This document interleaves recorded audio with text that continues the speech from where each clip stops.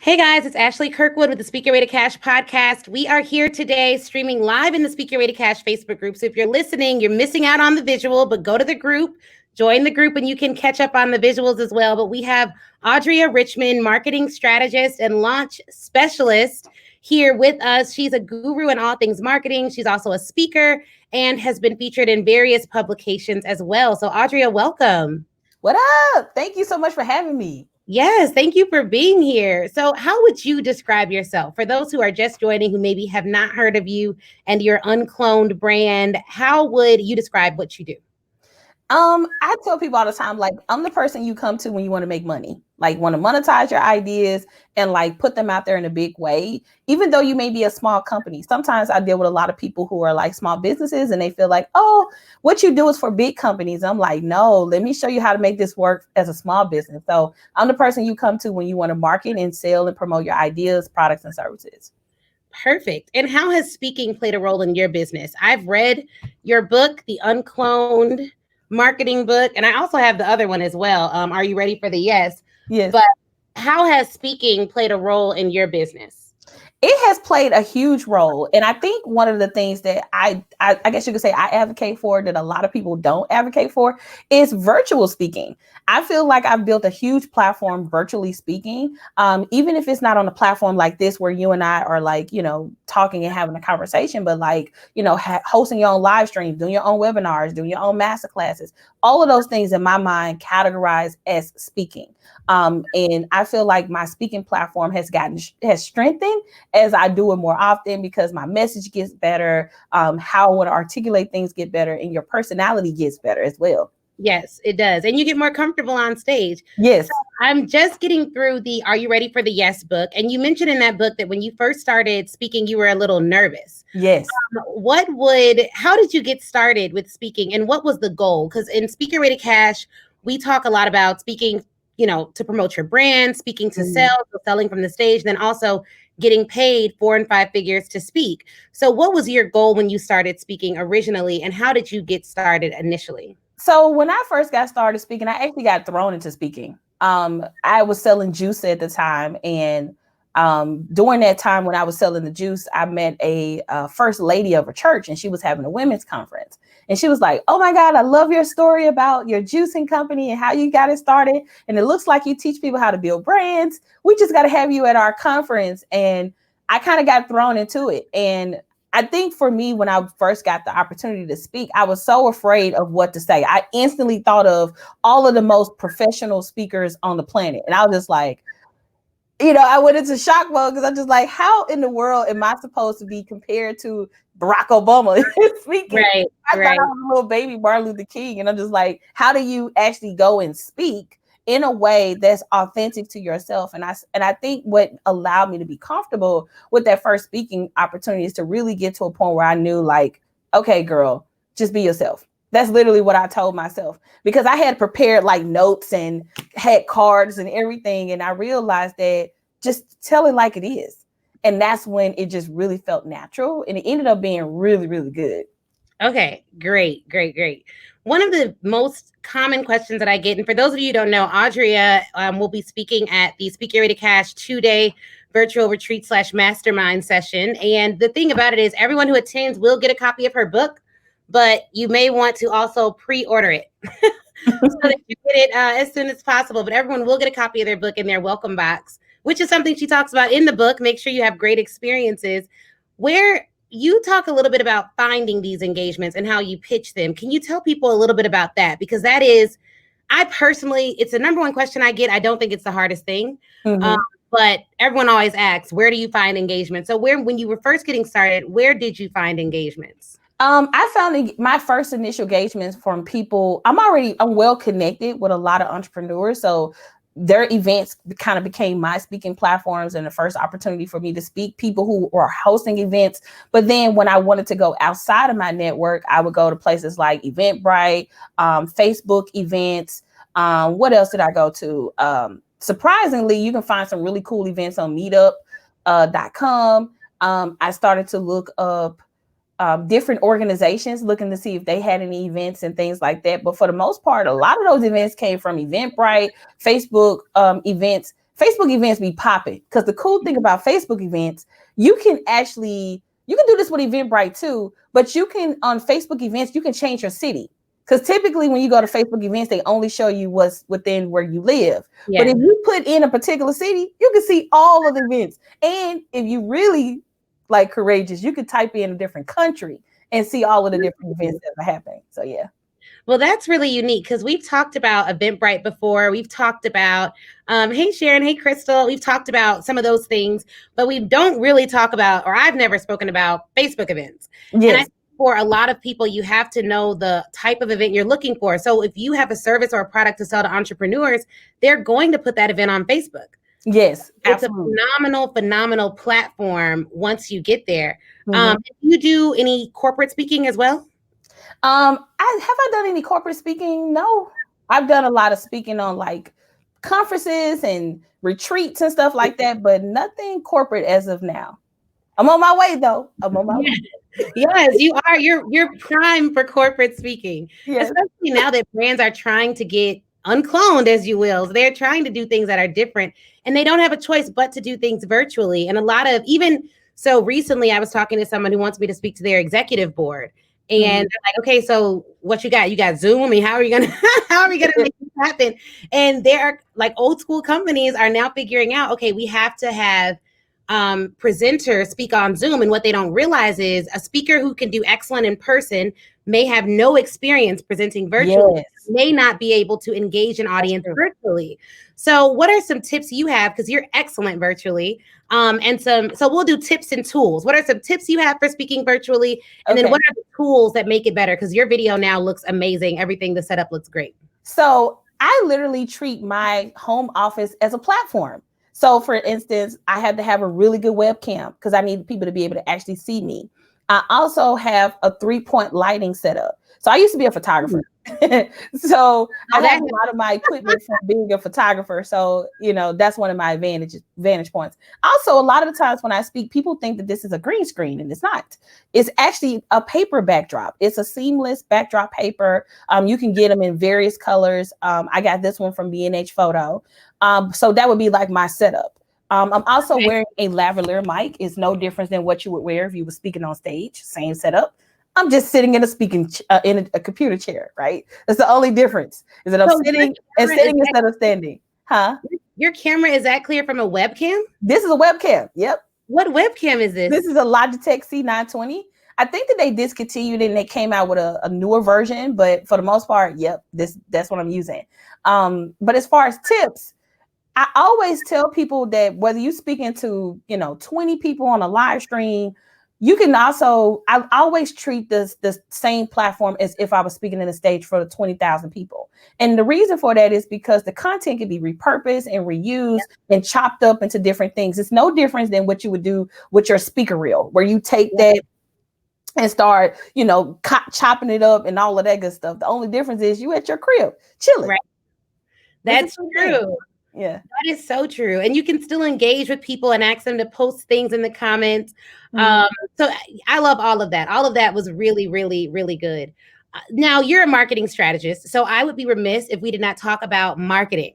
Yes. As a speaker, as a new speaker, one of the things that I see is the branding. You can get overwhelmed when it comes to the visuals and the graphics and how things look and how things are supposed to be set up. What are some creative things you did in pitching the virtual engagement that you think would really did work to help get you in front of those decision makers? For starters, I like to do video pitching. They have tools like BumBum where you can say, hey, my name is Audria. It looks like you have an event coming up.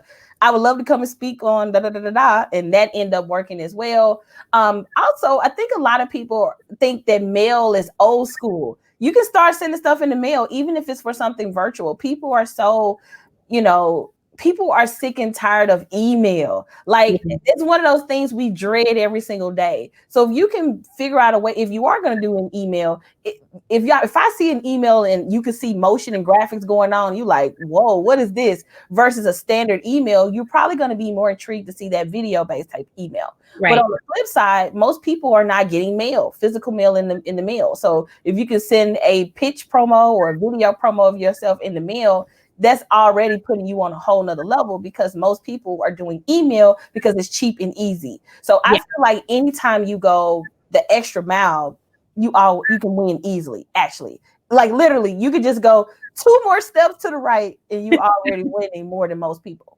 Yes, that's 100% true. And what I loved about what you said in the book was you challenged your readers to think creatively. Yes. So it wasn't just like, okay, listen to all these great ideas that I've had and what I've done, and this is what you should do. It was, okay, you take a walk and think about being creative in your marketing.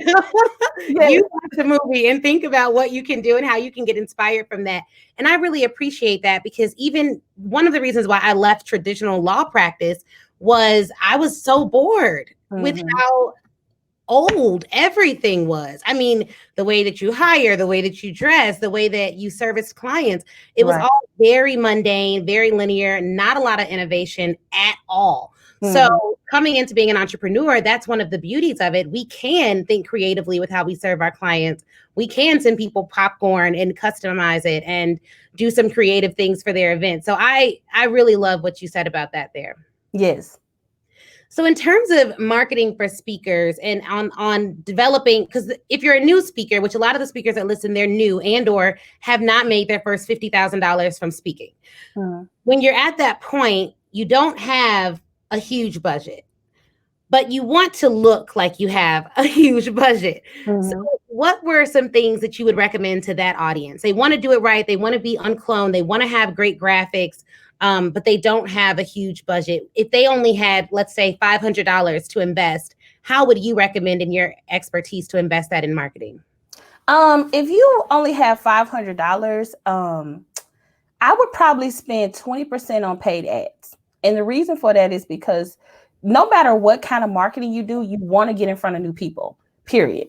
Because I have this thing that I tell my clients all the time, which is audience fatigue. People always say, people ain't buying my stuff. Well, you're constantly marketing to the same people, selling the same thing, and you're not even changing up the message or the graphics. And so eventually they're just going to start ignoring you and not pay you any mind. So I feel like even if you had a very small budget, a percentage of that should always be to get in front of a brand new group of people who have never seen you or what it is that you do. Also, if you only had $500, let's see what the most you can do organically. A lot of the times we're not even executing on the greatest capacity organically. Maybe that means you need to post more. Maybe you need to utilize other features on different platforms, like maybe go live more. Maybe you need to actually do something fun. Instead of, if you always post images, maybe start posting video. If you always post video, maybe start posting audio. I think what marketing lacks, in my opinion, is diversity. I see a lot of people doing the same thing over and over and over every single lunch. If they do a 3-part video series to lunch, they're going to do that same 3-part video series for 15 years later. And I'm just like, you're boring. You're boring. Yeah. For you. There's people that I used to follow, like back in the day, that I just stopped following, because even if you look at their marketing today, it's the exact same thing. And, me personally, I kind of go against this whole, if it ain't broke, don't fix it. I disagree with that. If it ain't broke, why not reinvent it? I think we have to get to a point where we're cool with what my brand is about, being uncloned, challenging the norms, doing things that people hadn't seen or not used to. Anytime that you do something new, you are pattern disrupting, meaning you're having an opportunity to disrupt what people are used to seeing. That's why when we see crazy stuff in the news, we get so excited, we share it, it goes viral, because it's new, it's fresh, we're not used to seeing it. So if you can figure out like, hey, what can I do that people are not used to seeing, you already winning just by default. That's great. And I hope you guys are taking notes on that. She said 20% on ads and then blow up your organic marketing. That's critical. And I could imagine there is a speaker, because I know my audience so well. There's a speaker who's watching this and saying, there's no way I can use ads as a speaker. I am targeting colleges. Ads won't work. What would you say to that person? I mean, it depends. Obviously, it depends on who you're going to target. But those people are also chilling on Instagram and Facebook, like on their downtime, right? You might be a corporate speaker, but I'm quite sure you're on social media talking to your friend, telling them different things, period, right? So those people, those decision makers are on social media, but maybe you need to take a different angle. Maybe instead of putting that money on advertising, maybe you get you a nice VA who can send out customized pitches, video pitches, or something unique in the mail. So I feel like that money can still be used for something. So the 20% may not necessarily go for paid ads, especially if you're targeting colleges. Yet you could do something creative where you get the college students to get you voted in and bring you in and rally you up. So there's a lot of cool creative angles that you can take that will still ultimately get to the decision maker. Yes. And I love what you said about bringing in college students. And a word on that, guys, typically for state universities, which I found they're the only ones that have had really my budget. A few private universities have, but it's not the way budgets work in colleges. You would think that maybe the highest ranked school would have the biggest budget for speakers. That's not the case, because think about it. Harvard's alum are celebrities. So they don't necessarily have the same budget for speakers, but large state universities do. But at large state universities, the way that they bring in speakers is college students. It's the college students that make that decision. When I was in college, my budget was $60,000 a year to bring in speakers. And it was my decision. I would vote with my committee who I hired. And that was how speakers were brought in. I think our total budget was over $300,000 or $400,000. Oh, wow. We were managing a huge budget at the University of Illinois for activities and engagement. And so targeting those students is the way to do it, because students know how to get you on campus. But also the advisors they're on Facebook. And I know this because I sent my email list something saying I was going to be on the Jam TV show as a legal expert. And one of my college clients got the email and joined the live broadcast. It was like, hey, Ashley, your University of Tennessee fan is here. I'm like, okay. Yes. Who knew? I'd never really merged the two audiences, because you do think, okay, well, I have my college clients, I have this, but I sent my entire network the email like, hey, I'll be on live, all of you joined, and they joined. So you never know. You think corporate and you think a little bit more rigid, but I think it's the right idea to think of that creatively, because they're on Facebook. And think about it. If everybody is targeting the decision maker, who's the next best? Or who has influence over the decision maker making a decision? So again, that requires you to be a little bit more creative. It does. The other group you could target is administrators. So I've been contacted by several administrators who've been like, hey, my boss wants me to research X, Y, and Z. I came across your information. So there are ways to target, and we'll get into that more at the conference, specifically researching people to target and who to target depending on the audience you want and what your goals are for speaking. But what you're saying is spot on about the marketing and being creative. And you mentioned BombBomb. What is that? BombBomb is it's mostly real estate agents use it. And they use it to like prospect for housing and stuff like that. And it's actually one of those tools that are very underutilized. Basically, it's an extension that you install on your Google Chrome. And you do a video, just like I'm doing right now. I could be like, hey, I could have sent you a video pitch for the podcast, right? I could have been like, hey, Ashley, I got a new book coming up. I would love to come and talk to your audience about this. Here's why. Here are some topics that I would love to speak on, and then hit send. And when you get the video, it looks like a video, but then when you click it, it's a video that plays in real time. It's crazy. It works. It is so amazing. You can also do it with Loom. Loom has that capability too, where you can record a video. As long as you have Gmail, you can embed a Loom video and it looks like a motion video. And then when people play it, it'll play as a video. So you can do it with Loom or BombBomb. So that is awesome. Yeah. This is why you all listen to this podcast, because we only interview the best. And I'll tell you, Audrey is actually the first person that pitched me to be on the show that I accepted. So traditionally for the Speaker Way to Cash podcast, I always choose the speakers, and most people that pitch me, it's not relevant and I don't accept. So you're the first person that's actually pitched to be on the show that I accepted, because I know your brand, I know your marketing, and I know how great you are at what you do.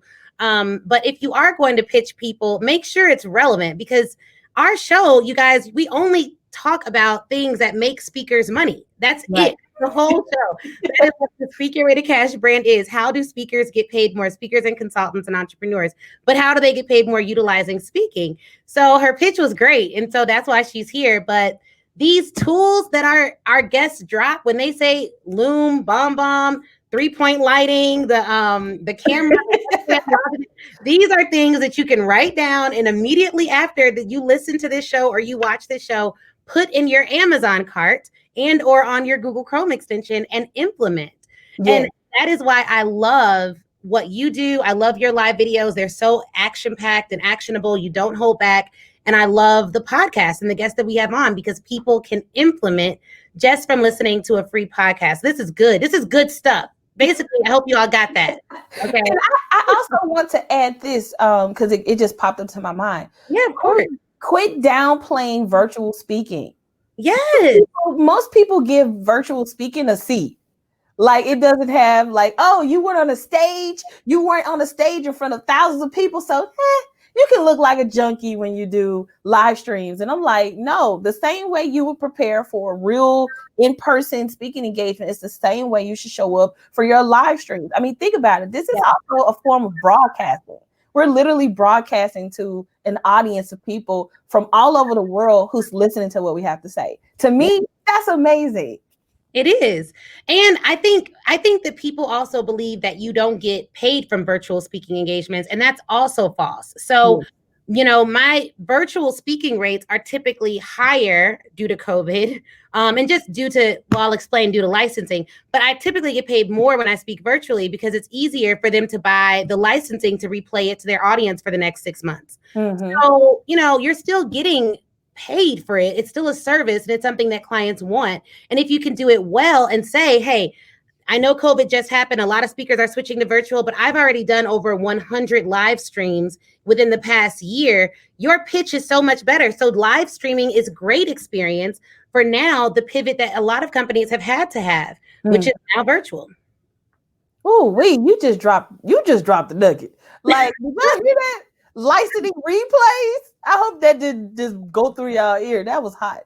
Yeah, and you just write everything into your contract in the beginning, and you can even put, like, when you're sending out your invoices and everything, and you talk a lot about this in your book, think through your entire customer experience.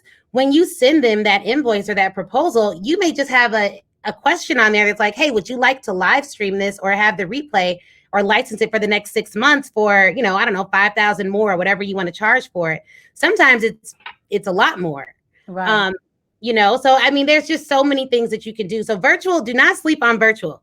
And having virtual speaking experience now, I think, is critical, and include those live streams and the fact that you can engage virtually. Right. Mm-hmm. So that's key. There's so much that we could go through here. Yes. So I want to talk a little bit about the book, Uncloned Marketing. Can you all see this? Okay. Uncloned Marketing. I had to get my camera settings perfect like Audria's. But Uncloned Marketing, tell us about why you wrote the book and why you're so passionate about the book. I could tell from the way you wrote it that you were passionate about getting this project out. I felt like this book had to happen, particularly for small businesses. Of course, businesses of all sizes can read the book, but I wrote it with the intent of someone not having a huge marketing budget or a huge marketing team, or thinking that marketing was for the big people, right?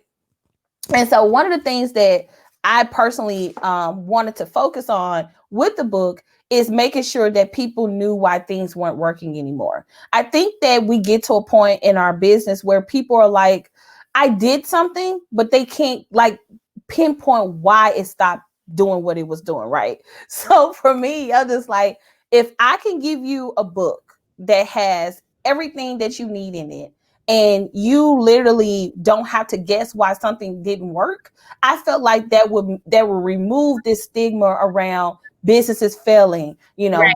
X amount of businesses failed after the first year. And I feel like we could really kill that statistic, because a lot of the times if someone is failing, I guarantee you it's because they don't know what made the failure happen. And by the time they do catch on to why it failed, it's too late. And so I feel like this book is going to bridge the gap between the unknown and the known. Now you can no longer be like, oh, I didn't know. Now I know why it didn't work. Now I know what to fix. And it can be a sense of confidence to re-energize your business again, because you know why things are not working. That was me. Like year after year, my businesses were failing left and right. I'm just like, I got good ideas. I'm dope.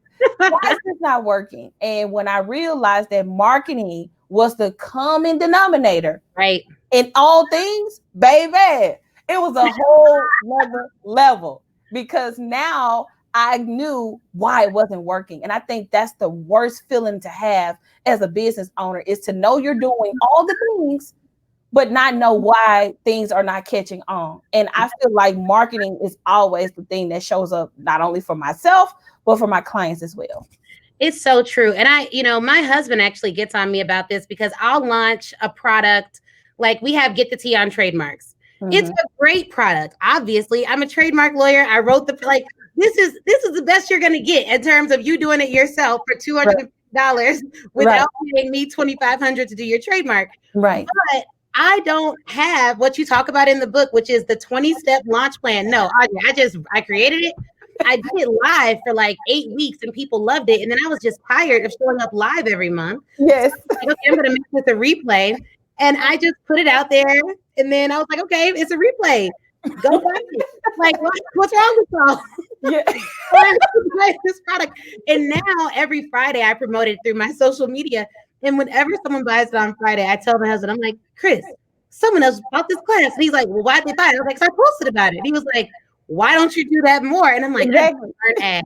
Because he posted about this same class every single day. Y'all know this class is exhausting. Marketing your stuff is exhausting. Like right now, if I'm being honest, I'm sick of talking about my book. Right? It's necessary, right? Like, and I think that's the part you have to understand. Like, marketing is not about you.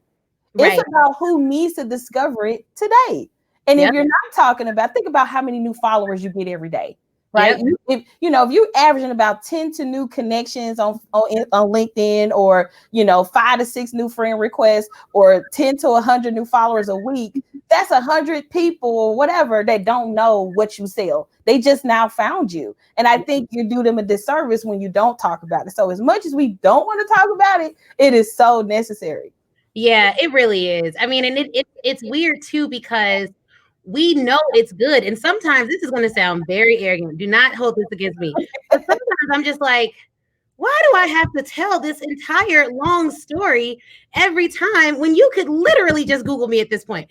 And it's not that I don't want people, because I want people to get the value out of it. But sometimes I get fatigue. You talk about audience fatigue. I feel like I have business owner fatigue. It's like, I got to tell them again, I'm the best. Yes. And then I have to prove it with all these videos. And I was, you talk about testimonials in your book. So this is so bad. I'm going through my email, trying to collect all my testimonials, because I'm in Abu's class as well. And I am going to start running ads. And I find this testimonial from a client. It's a 4-minute video. And she pours out her entire heart about services, how she loves it, how another lawyer quoted her thousands of dollars less. But she knew when she came to me, I basically told her what he was telling her was false. I was like, don't listen to that. I would rather not take your money if it's going to not go through the trademark. And she was like, because she told me no, I knew I couldn't go with that other lawyer. I have to hire her. And it worked out. And we got her mark and all that. I'm like, this is good. And then she talked about the class and how she took the class when she wanted to work with me. And I was like, see, this is the problem right here. I shouldn't be talking about it all the time. I should have more of these great testimonial videos from people who love me, who can say, look, this is why I work with her, because I get the best clients from referrals. Yes. And referrals require testimonials. To go back off what you were saying around the ads, I feel like when you're tired of talking about your product, let your ads talk about the product. Yep. Like, if I want to take a week break off, I'm good, because my ads are still saying, get the book. Get the book, and I can still chill, but you still have to be deliberate in your marketing efforts. You do, and there has to be more thought than just, I'm putting out this product and it's good. Trust me, because I'm also guilty of something else you talk about, which is like, all right, we're having a conference. Link here. I try to, tell people and interview and do all these different things, and now with the new baby, I'm just like, Lord, I need to learn ads as quick as I can, because I cannot do what I did for my first couple $100,000, which is all these live videos, which is a lot of work. Yes, it is.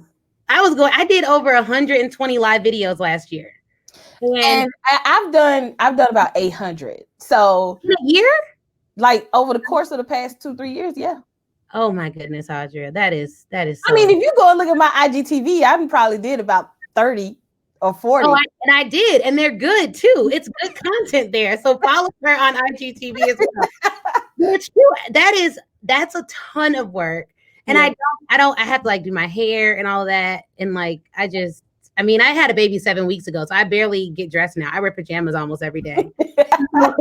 if I get dressed, I'm like, whoo. Yeah. Yeah, it's very good. You all need to get the book because I'm telling you, I don't promote anything I do not believe in. But I do believe in what Audria is talking about in this book. And even if there's one chapter where she talks about the 20 things your marketing plan should include, that is what me and my marketing operations person that I just hired are going to go through and just do that for the conference, for our various products, and then put it into action. Yeah. Because after you start making money, if you've made even $40,000, 20, it doesn't matter. You know how people have gotten you that money. Yes. And so if you can just systematize it, you're going to increase the profitability of your products and services. It's just work, but you do have to do it. And it's fun. I always tell people marketing is like a party.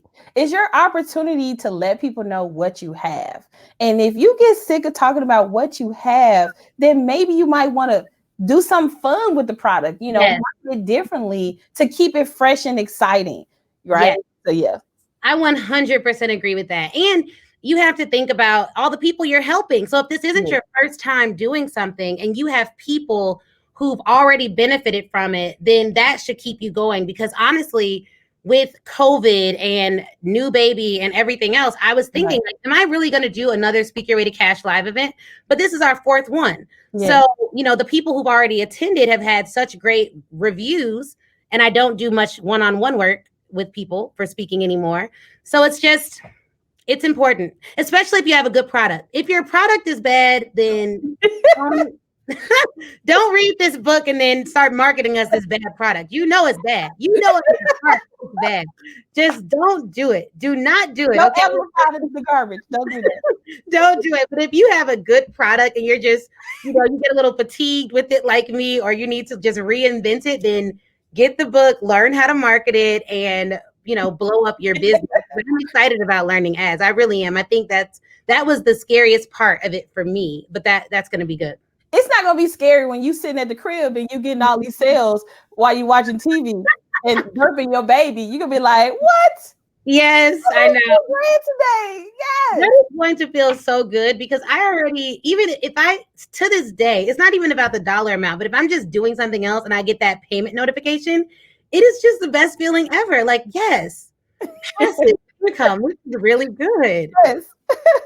So I really do like that. So I think that'll be great. And I've wanted to work with you for a while, so I may have to talk to you about some things. Yeah, revisit me. Look, the level up is real. The level up is real. Yes, the level up is real. So you posted one day that you got to 7 figures in your business. And how did that feel? And what was the game changer from the 6 to the 7? Because some of the folks who come to our events and who listen, they're already making 6 figures, $100,000, $200,000, $300,000. They're just trying to increase a particular income stream, which is speaking. Right. So for folks, but getting from 6, like 100,000 to, I feel like 500,000 and into $1 million is, I believe, a shift. So can you talk to us about that and what really changed that got you to that? My mindset changed. I feel like that was super pivotal. I think it's not as glamorous as people would like for it to be, but truly leveling up your mindset. I also feel like diversifying your circle, not hanging around and doing business with the same type of people, like diversifying who you even buy stuff from. Yes. Sometimes you can culturally be buying something from the same group of people, and it can limit your perspectives, the way you see life, and so on and so forth. And I also feel like having multiple ways for people to work with you. So having group type of programs, products, physical products, digital products, things like that. And I also would say that a big part of it was contribute to me charging a premium. I think it's very easy to get to 7 figures when you're charging a premium. I think a lot of people who have extensive background and knowledge and expertise don't really charge a lot. And it takes them so much longer to get to the same place someone else was, just because that person was willing to spend a little bit more money. So I think also having a premium pricing model around something in your business, everything you do from one-on-one to, group shouldn't all be $200. Like, you're not going to ever grow your business. So I definitely feel like increasing my prices has allowed me to do that as well. And, I just want to say, you guys, what you said is so key about buying from different people and hearing from different people.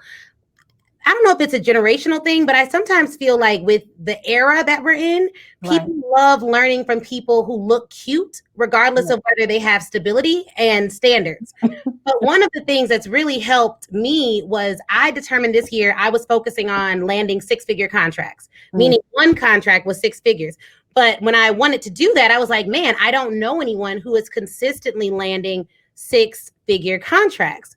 So I joined a program to do that, but I also did some marketing research, and I reached out. I went to Northwestern for law school, but I had never really leveraged the name, which is another big problem. And I was like, I know for a fact someone at Northwestern can help me with this. So I was reaching out to everyone who was like HR directors who went to Northwestern, and out of like 60, maybe 10 of them did calls with me.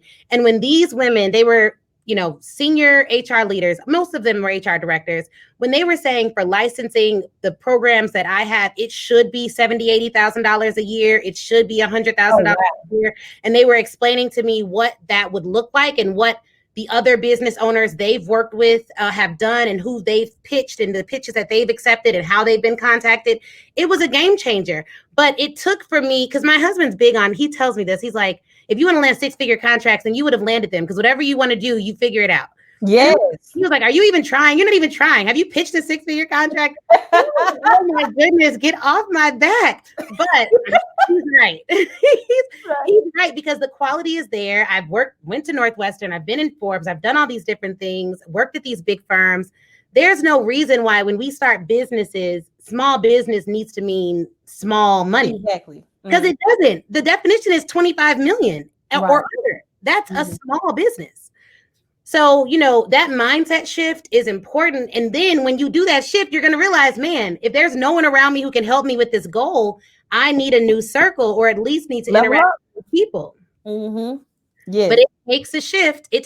And we landed a $60,000 contract recently. So that was great. Woo. We're close. That's amazing. Yeah, so we're close. So we are, changing our model, but we already had the assets and the experience. It was just a matter of, okay, well, how do I make it make sense? And now, as a Black woman creator in the era that we're in now, a lot of companies are trying to figure out, how do we amplify voices of those that have the experience and the credibility to get done what we need to get done? And companies should be hiring Black consultants. Right, exactly. This is a Black issue that a lot of companies are dealing with, especially in the D&I space, which I work in. But that is key. The mindset piece is key. Diversification of the products is key. And then how did you find new people to work with? So once you do the mindset shift, what was your process? Because that was my process for figuring out, what do I do? How do I package this? Finding new people. I use my alumni network. Right. But if someone doesn't have that, how do you find the people you should be working with? I always put myself in uncomfortable situations. Culturally, we don't want to buy from people outside of our race sometimes. And I feel like sometimes just by default, they know more. Just because their life experiences are different, they grow up differently, they don't have the same challenges that we do as African-American people. And so I think also exposing yourself to different education systems, also being open to learning different things. Like, I watch a lot of documentaries, which expose me to new things to search on Google, or coming up with new keyword strings to be able to search, or watching different types of content, or reading different types of news or books. Diversifying the books that you read. Like, there's so many ways to kind of get your brain going in a diversity way. That diversity inclusion thing also applies to us.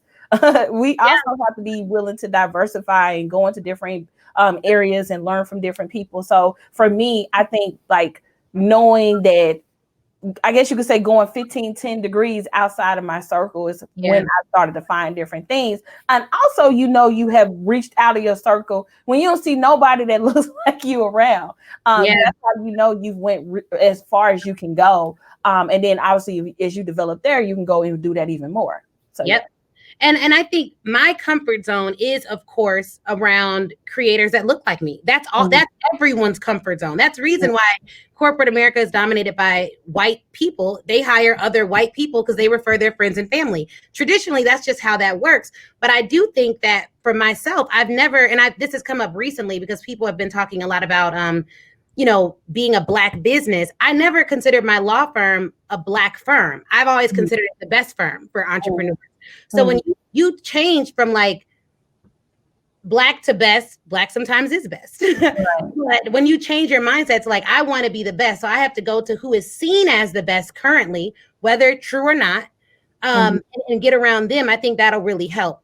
And you get too competitive when everything looks like you. Everyone looks like you. Everything looks like you. I think one of the issues I found, speakers will come to me and they're like, I want to get paid speaking engagements.